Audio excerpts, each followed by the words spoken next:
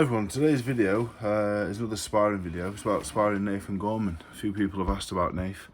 I've been in touch with Nathan recently, trying to get him on the channel. That's going to happen at some point. He's got a few other things going off at the minute. So I thought I'd cover this, and then when he comes on, we can get his perspective as well. Hopefully it matches mine. So yeah, first I got a call to spar Nath. He turned pro, and we were Ricky Hatton. And I reckon I was about 24 at the time, and he'd be 18, I think 18, 19. So I went over to Ricky's, and I didn't really know what to expect, you know. Obviously I knew, you know, some famous relations, and they could all fight, and I'd heard he was a good amateur, and I've heard he was the next big thing. So I went over to Ricky's, and I walked in the gym, and he was just there. Like, he's a big fella, don't get me wrong. He weren't as big then though. He was kind of a bit of weight. He had a curly blonde mop on his head. So I didn't know what to expect really. Got talking to him, and we did a few rounds. And I would say the first maybe 3 or 4 times we sparred, I would say I probably got the better of it. Because he was young, I was strong, and I'd learnt loads of little tricks and that. And he was a brilliant boxer, but he was still a kid. And I would say I just knew a few too many tricks, and I was a bit too strong at the time.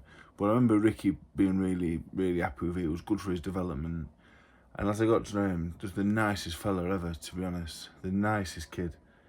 Probably, I'd say him and Cash Ali, my 2 favourite fellow heavyweights. I know most people I box I really liked and got on with. Like I really got on with most of them, but them 2 I knew personally on a really good level eventually over time with Nathan. 2 of the nicest fellas ever. So yeah, I sparred him a lot, and then there was a little bit of gap between sparring. He had his pro debut. He boxed a fella on his debut, I think, that I boxed maybe my 9th fight, and he got rid of him. Then a bit of time passed, went back and sparred him again. I went back the next time. It improved a lot really. Physically got a bit stronger, and the tricks and that he got wise to him. Working with Ricky though, and Ricky, all the tricks I was using, Ricky knew them all, and another 100 on top. So when I went back the next time, it was a lot harder for me because I'd always use a lot of trickery, old pro stuff that I picked with the Ingle gym, and my strength. But when I went back, it was a lot harder. He could really box, really good boxer, good jab, good footwork. For a big fella, he moved really good. And then from that point on, really, we just sparred on and off. We sparred on and off for years, really. And I would say sparring was, I would say some days he got the better of it, and some days I would. I don't think that would be unfair to say. Reading online, I think a lot of people would say he was a much better fighter than me. He was a much better boxer. He was a brilliant boxer, yeah, really good.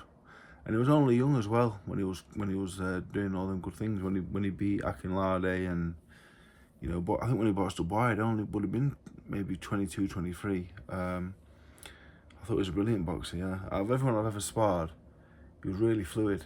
You know, really fluid puncher. He used to put his punches together nice. Had a good left hook. He used to lead with his left hook a lot, and for me that was a problem. If you lead with the left hook, I'm always trying to catch the jab with my right hand, always. And he was clever, so he'd feint the jab and throw the left hook round because I'd be trying to catch, and he'd clip me around the head, which I got wise to eventually, and then he'd throw the jab instead. So he was a really clever boxer, really fluid. He wasn't a non-puncher, he wasn't a big puncher, but he wasn't a non-puncher either. Definitely hard enough, a good body puncher. I thought it was really good. Yeah, the spars overall, I think you could go and he could get the better of one, I could get the better of one. I think we're each other's kryptonite in some ways. He was a fantastic boxer and mover, which I struggle with. And then some days, if I turned up on a good day, I could just be an absolute nightmare. For someone with just basic, solid fundamentals, I quite enjoyed that. I quite like someone that's just stand-up and just a stand-up boxer with great basics. I like that because I can really mess someone about who does that. And not with the David Price and 6'9", but with Nathan, yeah, we had some amazing spars really. I thought it was brilliant. Just an overall proper diamond of a fella, really. Really nice bloke. Yeah, I couldn't sing his praises highly enough. And his old man was a great bloke as well. His old man was always there with him every single session. His old man would turn up, whether it was sparring or anything. He'd just be there. Very supportive dad. And I got with him great, and I still do. I was in touch with Nathan the other week, and hopefully get him on, and hopefully he'll agree with me. Hopefully he won't tell everyone that he used to beat me up all the time. But yeah, it was really good. Yeah, I'm just trying to think when we last sparred. Be a few years ago now, but hopefully he'll come back. Only a young fella, really. And the last fight, I just don't think he did himself justice with the shape he was in. He had a few things going on. So let's do this video, really, because I really like him.